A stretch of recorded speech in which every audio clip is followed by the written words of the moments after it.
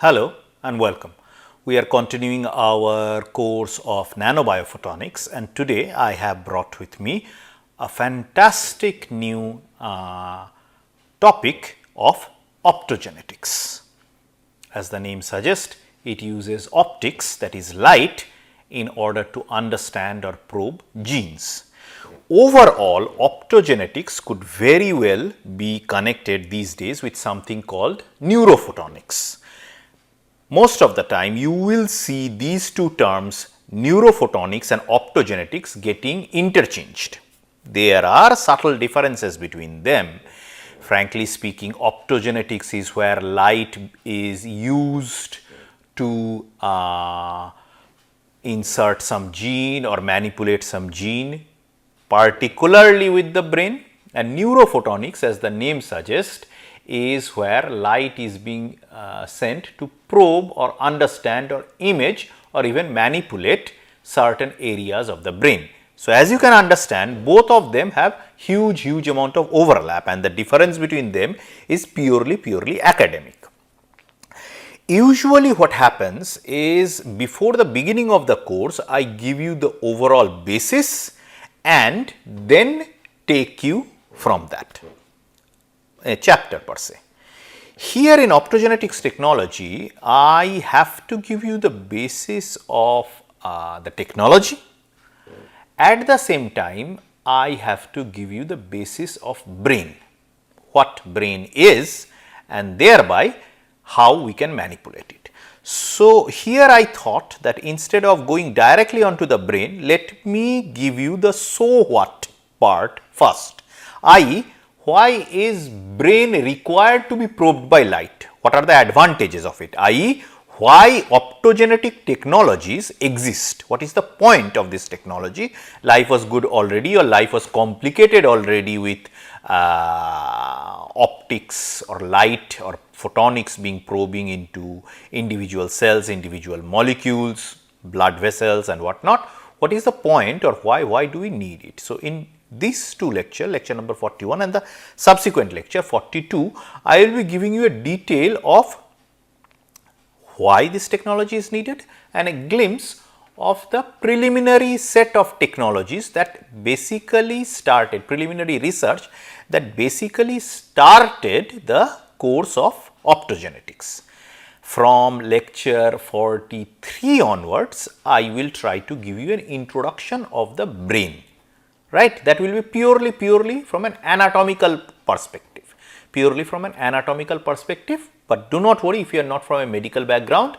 I will try to make it as simple as possible. Obviously, you will not be knowing everything that is there to know about brain, but overall I will try to give you an basic glimpse of what the function, what are the aspect of the organ brain is, and how it controls the entire body of the organism, right. Now, I would like you to marvel on the delicious irony that when we talk about brains, or when we try, or when I try to teach you brains, the irony here is a brain is teaching a group of brains about brain, right. So, understand the irony. Anyway, let us go into the topic of optogenetics. We will slowly take it from here, and then we will try to go deeper onto the fantastic world of neuroscience. All of you have heard of neuroscience, the science of the brain. Neurophotonics or optogenetics is a subfield of it, where light is being utilized to understand the aspect of brain. So, what exactly is optogenetics? Well, Carl Desareth, I think Stanford University, is actually being credited for using the term optogenetics. This gentleman, this professor Desareth, coined the term optogenetics, and he defined it like this, that optogenetics is the combination of genetics and optics to control well-defined events within specific cells of living tissue. It includes the discovery and insertion into cells of genes that confer light responsiveness. It also includes the associated technologies for delivering light deep into organism as complex as freely moving mammals for targeting light sensitivity to cells of interest and for assessing specific readouts or effects of optical control. What does this mean? So, there is nothing preventing optogenetics from going to cells which are non-brain or non-nervous system related. However, for all intent and purpose, since Carl Desert's seminal work that got published in 2005 or 2006, I would ask you to check it out. My years are usually wrong, but usually on that time 2005 or 2006 when this term started coming up, optogenetics. I think the research probably was couple of years earlier, because usually you do the research and then the term becomes catchy and then it takes over. But anyways, the overall, the first experiments of this light responsiveness in a particular protein inside a cell in a living organism started in the brain cells, started in the neuronal cells of certain mice, the seminal work that Carl Desert did. Since then, optogenetics is by and large associated with neuroscience, associated with nervous system, associated with some sort of relation with brain. However, technically speaking, there is nothing preventing it from going beyond brain. It is nothing, there is nothing to prevent optogenetics to apply to digestive system or the respiratory system. Therefore, I believe there was a sudden link to, restrict it to brain. So, thereby they came up with the term neurophotonics. The next module here is neurophotonics. I will be describing that too, and it is up to you to make the difference between optogenetics and neurophotonics. Overall, there is a huge overlap between those two, and many of the times I have seen several books. In fact, the book that I am referring to understand it, Handbook of Neurophotonics, the first chapter is optogenetics. So, the term neurophotonics and optogenetics are very commonly interchanged among each other. In both cases, you use light and interact it with brain matter, specifically the neurons. You interact light with neurons. What are neurons? Neurons are the unit of nervous system. Neurons are the specialized brain cells that have these fingers, these branches like projection. So, usually you have seen cells. I have shown you pictures of cells, or whenever you imagine cell, there is a small nucleus, semicircular, kind of a circular type shape, a disc like shape with a nucleus in the center or near about the center and various organelles in between. I have shown you. Neurons, which are the brain cells, also have some sort of a nucleus, but it has these branches. Usually one of these branches go very far away, and connect with another similar branch of another neuron, right? They connect by these things. They can be dendrites, they can be axons. Do not worry, I will be describing neurons and the functioning of brain in a later stage, but here for the time being know that neurons are specific cells that are available, that are present not only just brains, but they are associated with the central nervous system. What is central nervous system? Central nervous system is brain and the spinal cord. Along with it, you have the peripheral nervous system. The peripheral nervous system is everything else, your overall nerve connection that is connected with every other part of the body. Brain and spinal cord in general, medical students, there is huge depth in whatever I am saying, but for the time being, let's cut some slack to the electronics engineers, physics people, etc. Central nervous system, brain and spinal cord. Peripheral nervous system, everything else, the nerve centers, etc., all over the body, and in both cases, the prevalent cell type is neurons. Neurons are these kinds of cells that have large amount of branches, one or two, couple of several of these branches go far away. They can be axons, they can be dendrites, I will tell you what they are, how they are. The unique property that makes these brain cells, the neurons, brain cell is equal to neuron, different from any other cell. What is the uniqueness? What is the one particular property of these brain cells that make them separate from, say, lung cell or blood cell or any other cell, is that these brain cells, these neurons have the capacity to transmit electric current. Electronics engineer, pay attention. Brain cells are those particular type of cells present in your body that are characterized by transmitting, conducting, passing electric current from one neuron, one cell to another cell. It is basically an electrical connection. Just like you have wires connecting two different aspects, connecting two different circuital element, connecting two different resistor, two different transistor, two different diode, one diode with a resistor connected with a capacitor.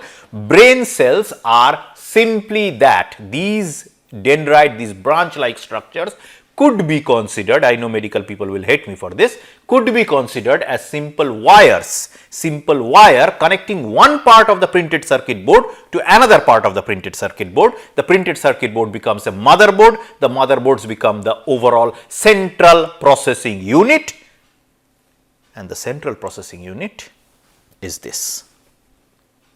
The central processing unit is your brain. In neurophotonics or optogenetics, we try to understand the interaction.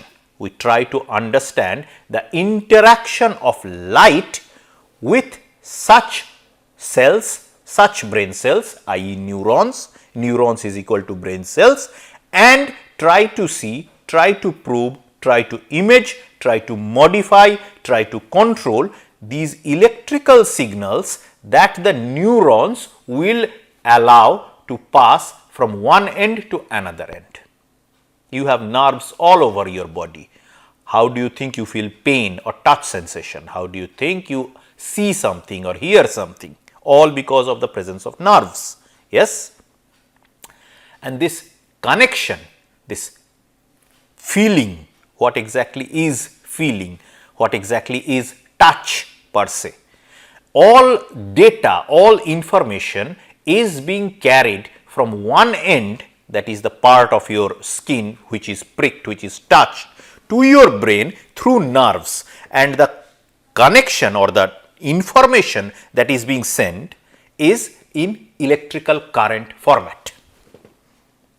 Your brain is analyzing millions and billions of electrical inputs that constantly your nerve is feeding onto it, processing it, analyzing it, and thereby making you, keeping you, making you alive and able to perceive the world around you. Fascinating.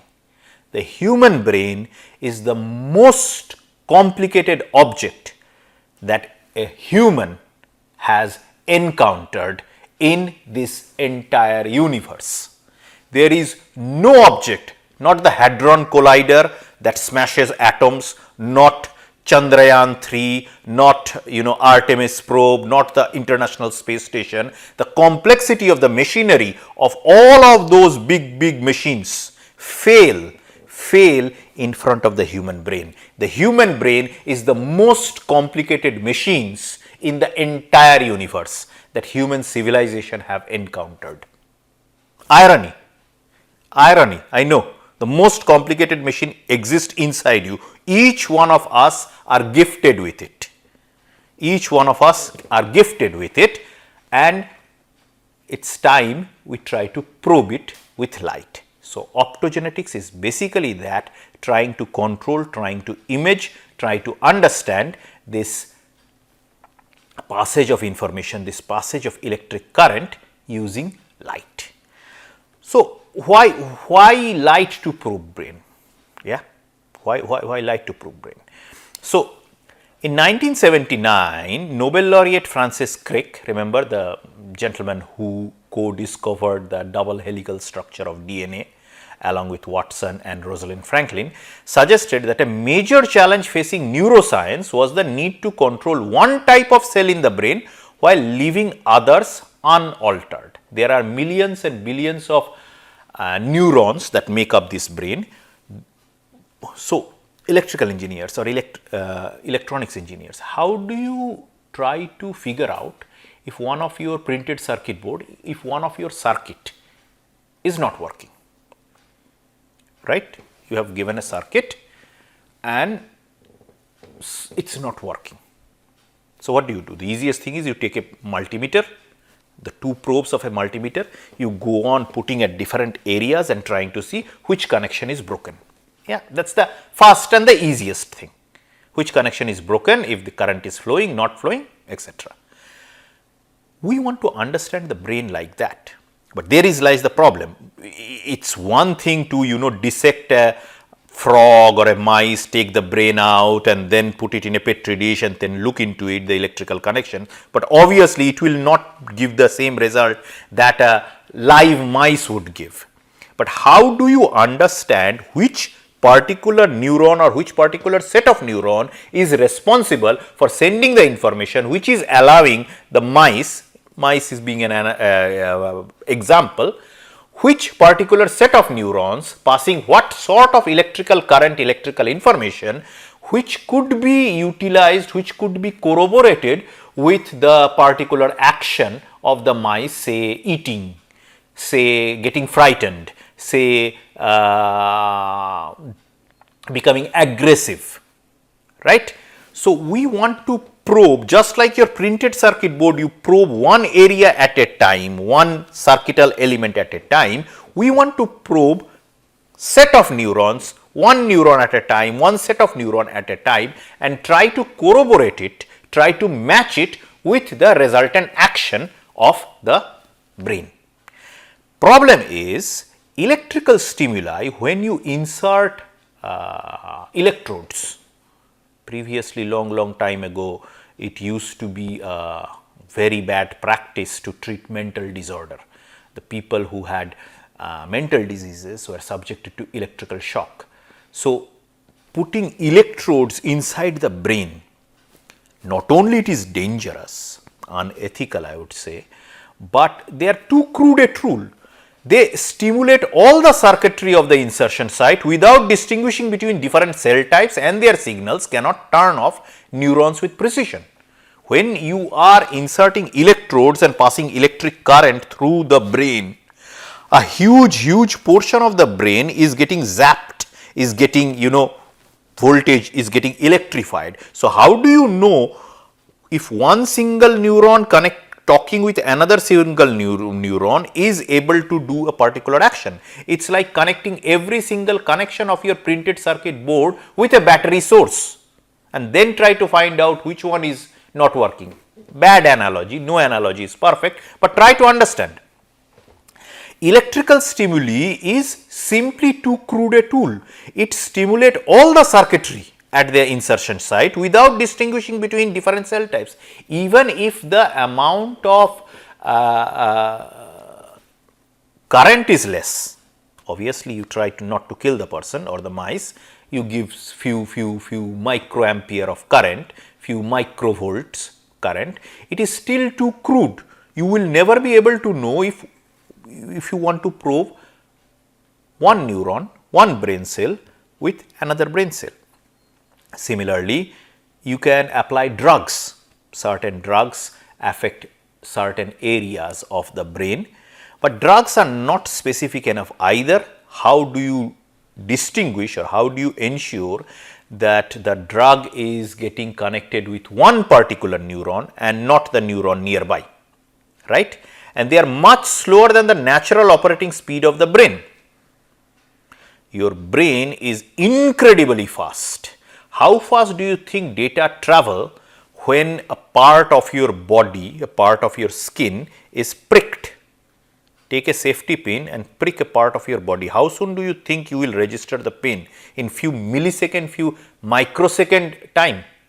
How soon as you open your eyes, you are able to see the world and your brain analyzes. How many seconds does it take for you to, you keep on blinking all the time, right? How soon your body simply or your brain simply ignores that blinking part, and you are constantly being fed with information. Your brain is incredibly fast in doing calculations.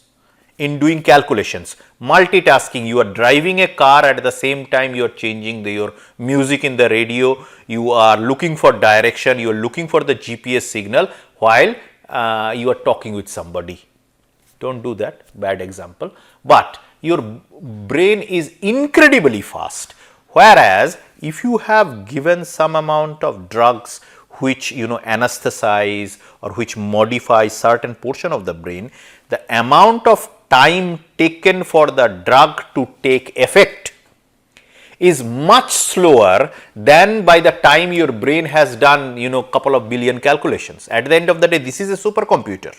This is not a supercomputer, this is a hypercomputer. How many teraflops, how many terabytes of data do you think your brain processes per second? Do you think the nearest supercomputer can do it? The supercomputer can do something very crude very fast, right? Few million addition or subtractions per se. But can a supercomputer look at a beautiful image, look at a beautiful scenery and marvel it? Can a supercomputer write poetry? Can a supercomputer make music? Every single civilization since its inception on this planet, no matter how isolated it is, have some sort of musical connection associated with it, right?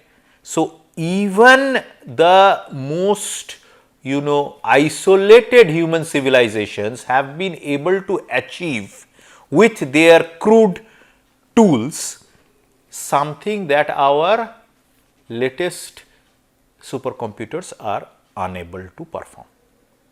Right, you will argue that these days artificial intelligence has gone leaps and bounds, chat GPT can do whatever you feel like, but I think you have to accept that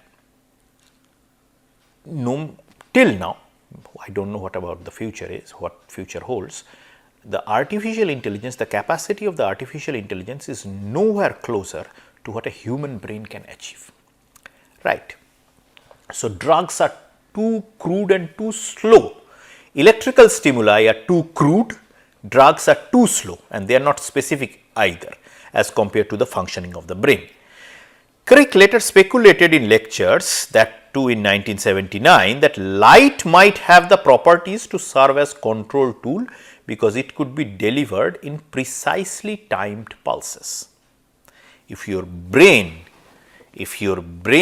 calculates at millisecond speed, microsecond speed, light or laser light for that example can provide pulses at the same speed as well. A light pulse, a laser pulse can exist, a pulse can exist for few microsecond, few nanosecond. You have heard this, right? We were discussing about microsecond, millisecond, nanosecond, picosecond, femtosecond pulses. So, light can have the pulse with the bandwidth of the pulse matching that of the calculatory speed of the brain. So, thereby by sending high frequency pulses into certain areas of the brain, which can be localized using various imaging techniques, various nanotechnology based techniques, breaking various diffraction law techniques, maybe you can simply probe one cell, one brain cell, one neuron at a time. So, the probe of the multimeter with which you manage to see the problem in your circuit, that probe is now two sets of lasers. Think about it, and they are being put into single neurons or group of small group of cluster of neurons one at a time and map the entire brain. Right. So, see, why probe the brain? Well, the answer is obvious. The brain is more or less the organism, right? It is the central processing unit. Of course, without a display monitor, without mouse, without keyboard, it will be very difficult to run the computer or the laptop. But at the end of the day, let us face it, the most important part of the computer is the central processing unit. The most important part of the organism is also the brain, the central processing unit. Yes, I fully agree, without heart, without lungs, without kidney, you will not survive, but all of them, despite having all of them, if there is no brain, the organism does not exist. So, why probe the brain? See, at this present moment, there are several of these techniques like CT scan, MRI, etc., that can image the entire brain and is able to tell you which are the injured part, if there is any damage, if there is any tumor. These days brain tumors are diagnosed mostly by either CT scan or MRI or a combination of both, and then a group of people decides what needs to be done. But again, those are for a lack of better word, I am sure I will get lot of slack from medical students, they are pretty crude. Come on, they are pretty crude. If we have to understand disease at a cellular level, say one of the cells, one of the dot cells here or a group of cells here are showing malignancy, right, somewhere like that. Do you think your CT scan or your MRI magnetic resonance, magnetic field will be able to resolve? Why do you think it will not be able to resolve if you think so? Remember the diffraction limit is available everywhere. Your probing material is much smaller in size than the wave or than the probe station that you are trying to measure it with. So, overall the same principles exist. If you are using sound wave, if you are using magnetic fields, if you are using X-rays, it is quite difficult, sometimes harmful, but that is arguable. At a cellular level, without doing dissection, without taking it out, it is very difficult to understand if a disease or an injury have had taken part. So, that is why optogenetics have started. Now, problem is, just like our body is affected by different types of diseases and the physical diseases are all different. Malaria is different from COVID, COVID is different from dengue, dengue is different from influenza, influenza is different from cancer. There are several different types of diseases that affect the brain, i.e. the nervous system. They are all different in nature. Just like no human being can say that she or he has never fallen ill in their life, no matter how they claim. I know old people claim that I have never fallen ill in my entire life, but let us be absolutely honest, no immunity like that exists. Usually, just like all of us has one time or other have fallen ill either by common cold or something severe than common cold. We have encountered physical diseases. Similarly, every single human being at certain period of time have had contracted some sort of a mental disease. Problem is the stigmatization. If you go to the hospital or if you go to the doctor stating that you are suffering from fever and please prescribe me some paracetamols or antibiotic, no one blinks an eye. But if you go to the doctor and ask for some sort of a mental help, because my nervous system is simply affected, which happens to every single human being at some period of time, there is immediate stigmatization. not only we fail to understand the different categories of mental diseases, but going for help for mental disease is ridiculed or stigmatized to a large section of our society. And this is the problem. No one should be making fun of anybody going and asking for help. No one laughs at you when you say that you need antibiotic. No one laughs at you if you have influenza or COVID. So, what is the difference here? Problem is, because of this stigmatization to a large extent, the research in this aspect is also not as importantly viewed or not as extensive as that of the physical disease. Also the another significantly most important reason is probing brain is difficult, right. So, as it says, the lack of insight sadly is universal throughout the global community, from members of the general public to the most influential and advanced psychiatrists. We do not know what psychiatric disease is at a fundamental level. We do not know when we talk about this term like depression or attention deficit ADHD, attention deficit hyper disorder, or schizophrenia, or any other kind of these psychiatric diseases, what exactly it is at a molecular level. What exactly is changing chemically or molecularly in a person's brain when the person is claiming that she or he is depressed. Yes, we go for counseling and then psychiatric analysis, this, that. Previously, they used to give people electric shocks and those barbaric practices. But till now, till date, despite having all those technological advances, we are still nowhere clear that what exactly is the disease. Some amount of glucose variation in your blood, you call it diabetes. Some amount of change of oxygen saturation in your blood, you can call it some kind of lung based infection, i.e. COVID, right. What exactly is then the effect of depression? All of us have been depressed at certain period of our life. We all receive setback, we all receive failure, we all have had depression at some time in their life. What is the change that is happening? What is the chemical change that is happening? Cholesterol. Too much cholesterol, arteries are clogged, you are getting heart attack. Great, understood. What about the brain? What exactly is changing at a physiological level, at a molecular level, at a biological level, at a chemical level inside the brain, so that you are either depressed, you are suicidal, you have an attention deficit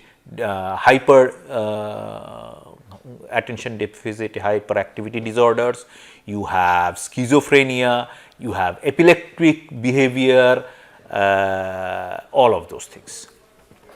Lack of insight into psychiatric diseases contribute to stigmatization, further slowing process in the enormous problem for global human health. What excites neuroscientists about optogenetics is controlled over defined events within the derived cell types at defined times, a level of precision that is most likely crucial to biological understanding even beyond neuroscience. You have heard or seen people, they are afraid of, they have phobia. Certain people have certain phobia, like ironically enough, I have a phobia for mouse, yet I have to work with them. So, I used to be very much afraid of mouse. Some people have irrational fear towards snakes or spiders or darkness or so many things, you know about these phobias. What exactly is it physiologically? What exactly are the molecules, molecular change that is making you afraid of something? Some people get tremendously afraid before a particular exam. All of you know there is something, a phenomena called exam fever. Yeah, your body gets into temperature, high temperature just before the exam, few days before the exam. Too much pressure, too much thing. Okay, all of that is accepted, stress and pressure and all those terms. But what does it actually mean? What am I measuring? What chemical composition change in my body when I am under too much stress? What chemical composition changes in my body when I am in too much stress, when I am studying too much. Do not say blood pressure does not change when you are in front of an exam. Anyways, so the mental health issue is what is depression. Unlike the cases with heart failure, for example, we do not have a good model for what organ dysfunction depression represents. Which particular organ is affected due to depression? You will immediately say brain, but brain is affected for almost all cases.